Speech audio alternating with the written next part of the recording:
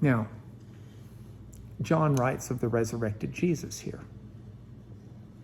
And if I had been one of those apostles, fearfully gathered in a locked room, I would have been thinking, yeah, Jesus may be back, but I'm sure he's upset. Perhaps he's frustrated that in essence we did nothing to help him, but just furthered his betrayal. My mind would question whether or not he went off to find some other people who'd be a little more loyal to him and a little more faithful. And I'd be worried, frankly, about what might happen if I ever see Jesus again. And not to mention all of this being aggravated by the certain among the Jews who want to stomp out any measure of support that Jesus would have had. And that would have been in my mind had I been one of the disciples behind that locked door when all of a sudden Jesus appears. And he doesn't appear to chew us out. And he doesn't appear to scold us. And he doesn't appear to demand an apology. Jesus appears, and the first word out of his mouth is shalom. I mean, I've thought a lot about what I would do with Jesus if I had a chance to talk to him. And frankly, arguing with the Son of God is not even on the top 5 of my list. They come to Jesus and they argue. They don't just come and argue. They come to argue with him. So they start arguing with him. And we don't know what it was about. Jesus did a lot of things that upset these bastions of the faith. He treated women as equal to men. He would teach women and talk to women and dine with women. And that upset him.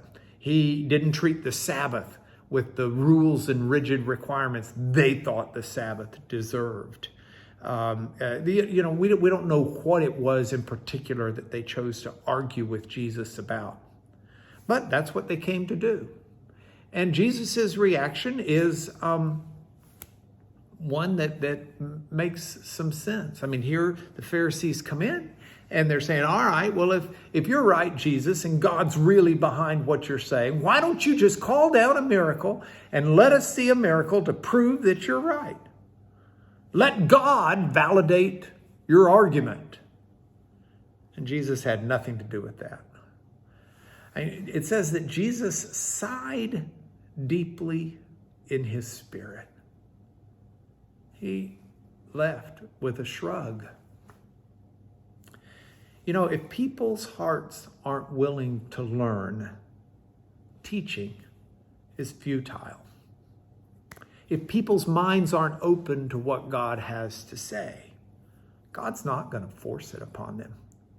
And all of this is as true for you and me as it was for the Pharisees. If we've decided what we believe and we've decided what we want and we're not open to anything else, what's God going to do? He's going to let us go our way. If we decide we want to do this, we don't care, we've rationalized it in our hearts, we think it's right. We're going to argue with God? He's not going to argue with us. Jesus did not come to earth to argue with us. But Jesus recognized that so many of the things that we identify as beautiful and we put value on and we stand in awe of are merely temporary. And there's an eternal value, an eternal kingdom, an eternity that we should always keep in mind, that should draw our focus, that far exceeds in beauty any of these temporal things around us today. But it's just too good of a passage for us not to see that Jesus heals his people with a new covenant. In a master stroke, Jesus shows that he is the life. Young people.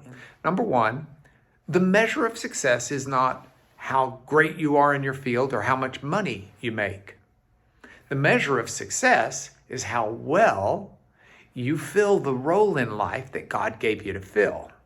That includes loving your family and your friends and helping those in need. There's a whole lot more to being successful than what most people think. But the second thing I tell them is if you want to be successful, read and hear the words of Jesus and then do them. That's the wise man who builds his house on a rock.